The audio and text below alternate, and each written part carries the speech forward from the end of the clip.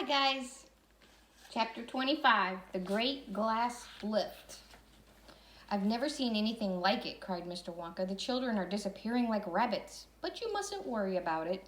They'll all come out in the wash. Mr. Wonka looked at the little group that stood beside him in the corridor. There were only 2 children left now, Mike Teavee and Charlie Bucket. And there were 3 grown-ups, Mr. and Mrs. Teavee and Grandpa Joe. Shall we move on? Mr. Wonka asked.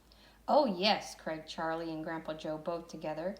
My feet are getting tired, said Mike Teavee. I want to watch television. If you're tired, then we'd better take the lift, said Mr. Wonka. It's over here. Come on, in we go. He skipped across the passage to a pair of double doors. The doors slid open. The 2 children got, and the grown-ups went in. Now then, cried Mr. Wonka, which button shall we press first? Take your pick. Charlie Bucket stared around him in astonishment. This was the craziest lift he'd ever seen. There were buttons everywhere. The walls and even the ceiling were covered all over with rows and rows of small black push buttons. There must have been 1,000 of them on each wall, and another 1,000 on the ceiling. And now Charlie noticed that every single button had a tiny printed label beside it, telling you which room you would be taken to if you pressed it. This isn't just an ordinary up and down lift, announced Mr. Wonka proudly. This lift can go sideways and long ways, slant ways, and any other ways you can think of. It can visit any single room in the whole factory, no matter where it is. You simply press the button and zing, you're off. Fantastic, murmured Grandpa Joe. His eyes were shining with excitement as he stared at the rows of buttons. The whole lift is made of thick, clear glass, Mr. Wonka declared. The walls, doors, ceiling, floor, everything is made of glass so that you can see out. Choose a button, said Mr. Wonka. The 2 children may press 1 button each, so take your pick. Hurry up. In every room something delicious and wonderful is being made. Quickly, Charlie started reading from the labels alongside the buttons. The Rock Candy Mine, 10,000 feet deep, it said on one. Coconut ice skating rinks, it said on another. Then strawberry juice water pistols, toffee apple trees for planting out in your garden, all sizes. Exploding sweets for your enemies. Luminous lollies for eating in bed at night. Mint jujubes for the boy next door. They'll give him green teeth for a month. Cavity-filling caramels. No more dentists. Stick jaw for talkative parents. Wriggle sweets that wriggle delightfully in your tummy after swallowing. Invisible chocolate bars for eating in class. Sugar-coated pencils for sucking. Fizzy lemonade swimming pools. Magic hand fudge. When you hold it in your hand, you taste it in your mouth. Rainbow drops. Suck them and you can spit in 6 different colors. Come on, cried Mr. Wonka. We can't wait all day. Isn't there a television room in all this lot? Asked Mike Teavee. Certainly there's a television room, Mr. Wonka said. That button over there. He pointed with his finger. Everybody looked. Television chocolate, it said on the tiny label beside the button. Whoopee, shouted Mike Teavee. That's for me. He stuck his thumb and pressed the button. Instantly there was a tremendous whizzing noise. The doors clanged shut and the lift leaped away as though it had been stung by a wasp. It leapt sideways and all the passengers, except Mr. Wonka, who was holding on to the strap from the ceiling, were flung off their feet onto the floor. Get up, cried Mr. Wonka, roaring with laughter, but just as they were staggering to their feet, the lift changed direction and swerved violently around a corner, and over they went once more. Help, shouted Mrs. Teavee. Take my hand, madam, said Mr. Wonka gallantly. There you are. Now grab this strap. Everybody grab a strap. The journey's not over yet. Old Grandpa Joe staggered to his feet and caught hold of a strap. Little Charlie, who couldn't possibly reach as high as that, put his arms around Grandpa Joe's legs and hung on tight. The lift rushed on at the speed of a rocket. Now it was beginning to climb. It was shooting up and up and up on a steep, slanty course as if it were climbing a very steep hill. Then suddenly, as though it had come to the top of the hill and gone over a precipice, it dropped like a stone.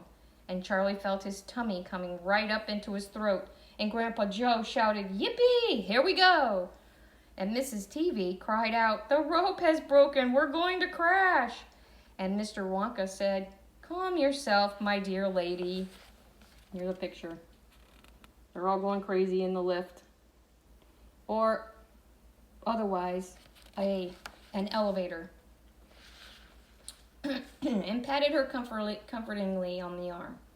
And then Grandpa Joe looked down at Charlie, who was clinging to his legs, and said, "Are you all right, Charlie?" Charlie shouted, "I love it. It's like being on a roller coaster." And through the glass walls of the lift, as it rushed along, they caught sudden glimpses of strange and wonderful things going on in some of the other rooms. An enormous spout with brown sticky stuff oozing out of it onto the floor. A great craggy mountain made entirely of fudge, with Oompa Loompas all roped together for safety, hacking huge hunks of fudge out of its sides. The machine with white powder spraying out of it like a snowstorm. A lake of hot caramel with steam coming off of it. A village of Oompa Loompas with tiny houses and streets, and hundreds of Oompa Loompas' children, no more than 4 inches high, playing in the streets. And now the lift began to flatten out again. But it seemed to be going faster than ever, and Charlie could hear the scream of the wind outside as it hurtled forward. It twisted and turned and went up and it went down. And "I'm gonna be sick," yelled Mrs. TV, turning green in the face. "Please don't be sick," said Mr. Wonka. "Try and stop me," said Mrs. TV.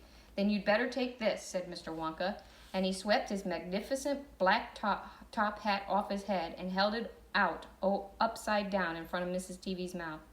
"Make this awful thing stop," ordered Mr. TV. "I can't do that," said Mr. Wonka. "It won't stop till we get there. I only hope no one's using the other lift at this moment." "What other lift?" screamed Mrs. TV. "The one that goes the opposite way on the same track as this one," said Mr. Wonka. "Holy mackerel!" cried Mr. TV. "You mean we might have a collision?" "I've always been lucky so far," said Mr. Wonka. "Now I'm going to be sick," yelled Mrs. TV. "No, not now. We're nearly there. Don't spoil my hat." The next moment there was screaming of brakes and the lift began to slow down. Then it stopped altogether. "Some ride!" gasped Mrs. TV, wiping away his great sweaty face with a handkerchief. "Never again," gasped Mrs. TV. And then the doors of the lift slid open and Mr. Wonka said, "Just a minute now. Listen to me. I want everybody to be very careful in this room. There is dangerous stuff around in here, and you mustn't tamper with it."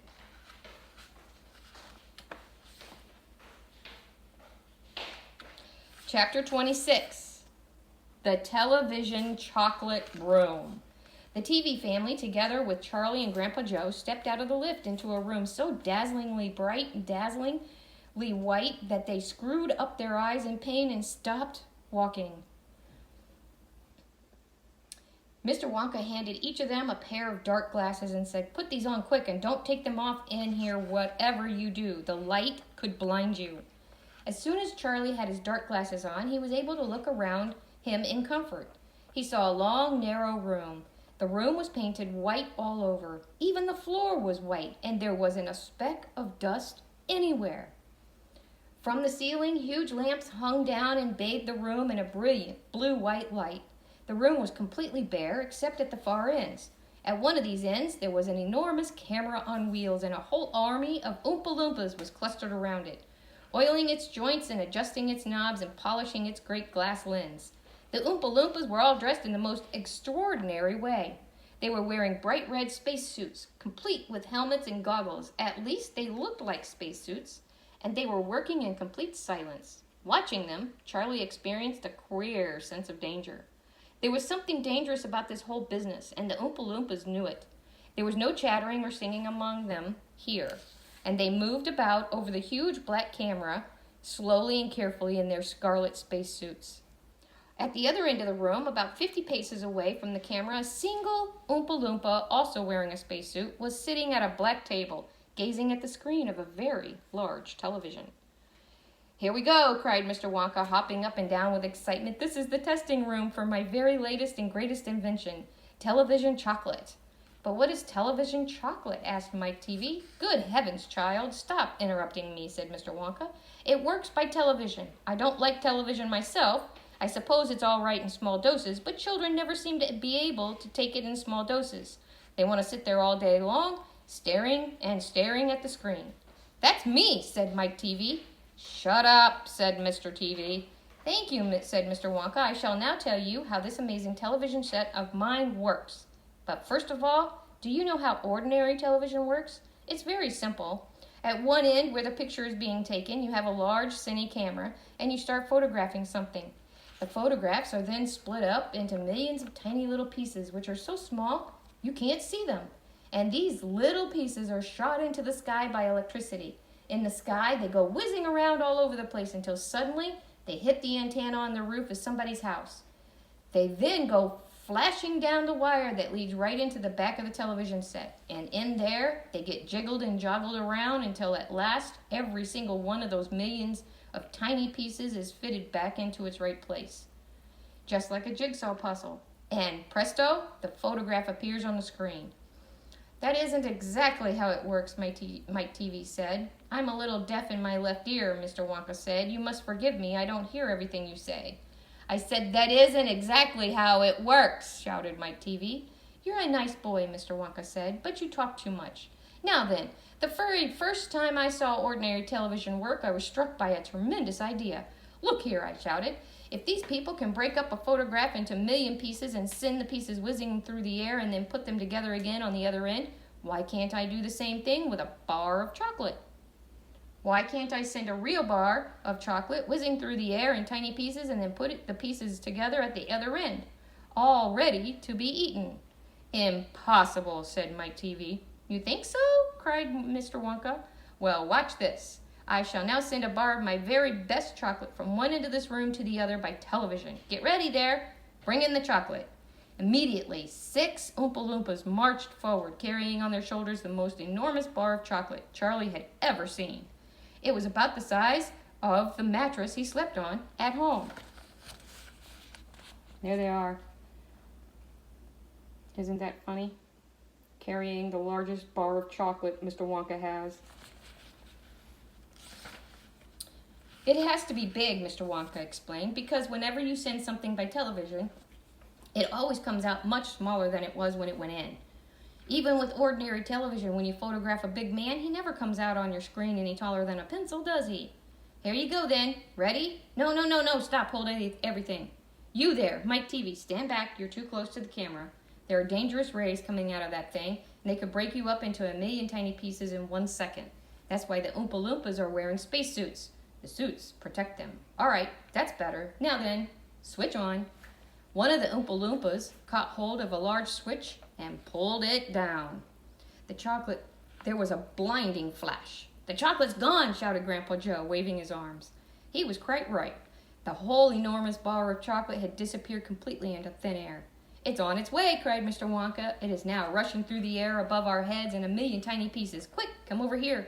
He dashed over to the other side of the room, where the large television set was standing, and the others followed him. Watch the screen, he said. Here it comes, look. The screen flickered and lit up, then suddenly a small bar of chocolate appeared in the middle of the screen. Take it, shouted Mr. Wonka, growing more and more excited. How can you take it? Asked Mike TV, laughing. It's just a picture on a television screen. Charlie Bucket, cried Mr. Wonka. You take it, reach out and grab it. Charlie put out his hand and touched the screen, and suddenly, miraculously, the bar of chocolate came away in his fingers. He was so surprised he nearly dropped it. Eat it, shouted Mr. Wonka. Go on and eat it. It'll be delicious. It's the same bar. It got smaller on the journey, that's all. It's absolutely fantastic, gasped Grandpa Joe. It's a miracle. Just imagine, cried Mr. Wonka, when I start using this across the country, you'll be sitting at home watching television and suddenly a commercial will flash on to the screen and a voice will say, eat Wonka's chocolates. They're the best in the world.